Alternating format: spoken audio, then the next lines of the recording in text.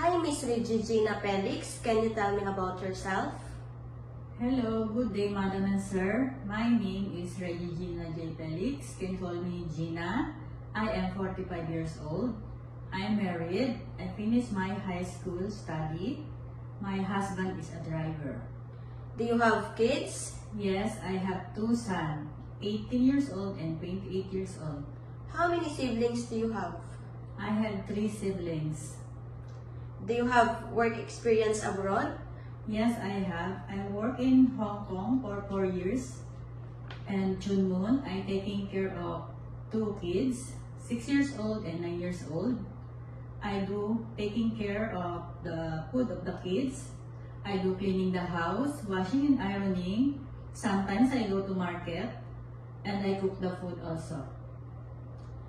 How would you describe yourself? I describe myself as a hardworking person, polite, honest, kind and patient, and trustworthy.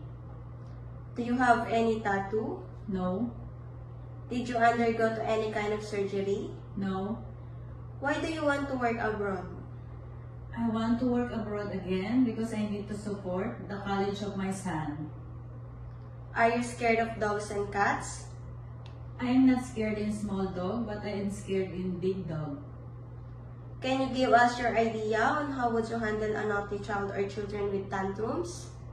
Yes, I can handle the naughty kids when they also tantrums. I talk to them what they want, and sometimes, based on my experience, I ask him to drawing something so they can focus the mind in the drawing, and then they stop tantrums. Can you sing a nursery song? Yes. 5 little monkeys jumping on the bed. One fell down and bumped his head. Mama called the doctor and the doctor said, "No more monkeys jumping on the bed." 4 little monkeys jumping on the bed. One fell down and bumped his head. Mama called the doctor and the doctor said, "No more monkeys jumping on the bed." What is your message to your future employer? My message for my future employer, please trust me to taking care of your kids.